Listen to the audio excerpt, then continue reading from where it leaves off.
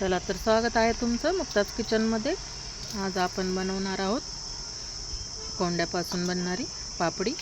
आता हा कोंडा आपण ज्वारीच्या पापड्या करून जो कोंडा राहतो चाळून त्याच्यापासून बनवणार आहोत। आता जिरे ओवा वाटून घेतलेला आहे, मीठ जिरे ओवा हे आपल्याला गरम पाण्यात टाकून घ्यायचं आहे।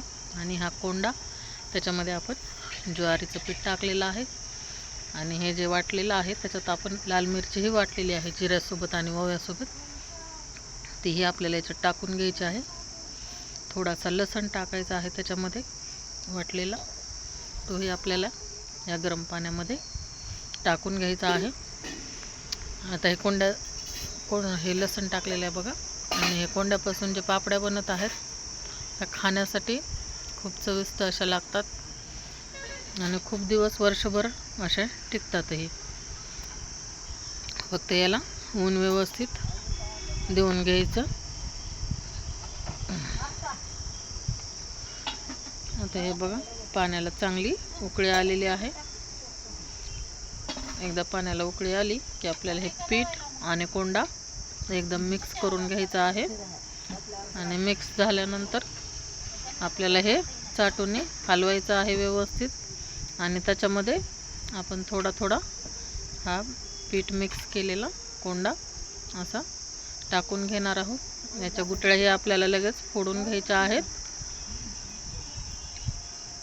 हे बघा मध्ये गुठळ्या होतात थोड्याफार, आता गुठळ्या आपल्याला लगेच फोडून घ्यायच्या आहेत। हे आपण सगळं टाकून घेतलेलं आहे आणि ह्या गुठळ्या आपल्याला हे फुटतात, थोडा वेळ लागतो याला। हाटत आपल्याला एक एक करून याच्या सगळ्या गुठळ्या चाटून अशा फोडून घ्यायच्या आहेत। हा जो लाकडाचा चाटू आहे याच्यामुळे ह्या गुठळ्या झाल्या तरी पटकन फुटल्या जातात। जसं आपली पळी असते, वरणाची चमचा असतो त्याच्याने ह्या सटकतात, तशा ह्याच्याने सटकत नाहीत, एकदम अशा चांगल्या प्रकारे फुटल्या जातात आणि हे एकजीव होतं।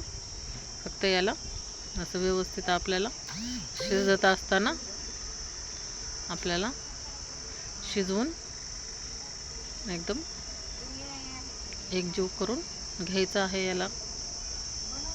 बघा हे पूर्ण आपल्या गुठळ्या आता फुटत आलेल्या आहेत आणि याला आपण अशा प्रकारे बुडाला न चिटकू देता याला व्यवस्थित आपण शिजवायला ठेवलेलं आहे। आता हे तीळ जे आहेत ना हे आपण वरून टाकलेले आहेत, पांढरे तीळ येते। आता हे आपण टेरेसवर जाऊन हे बघा पापड्या पटापट घालून घेणार आहोत। 2-3 जण जर असले घरात आपल्या तर त्यांना सोबत घेऊन जाऊन आपण हे पटापट घालून घ्यायच्या, कारण आता सध्या खूप ऊन आहे।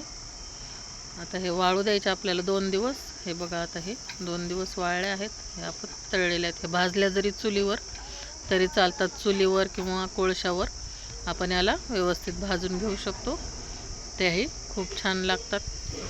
पण आता आपल्याकडं सध्या चूल उपलब्ध नाही आहे, त्याच्यामुळं आपण हे अशा तळून